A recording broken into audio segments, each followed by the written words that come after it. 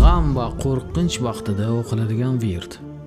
An Asma binti Umayshin qolat: قال لي رسول الله صلى الله عليه وسلم: ألا أعلمك كلمات تقولينهن عند الكرب أو في الكرب؟ الله الله ربي لا أشرك به شيئا.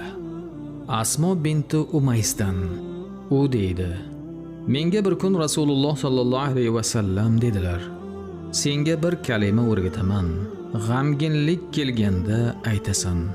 Albatta Alloh g'amginlikni bu bilan ketkazadi. Allohu Allohu robbi la ushriku bihi shay'a. Buni qarang, Alloh elchisi orqali bizga qanday dori jo'natibdi. Nasibasi yo'q bu hadisni eshitsa ham parvosiz yuraveradi. Alloh nasibador qilgan kishi esa undan unumli foydalanadi.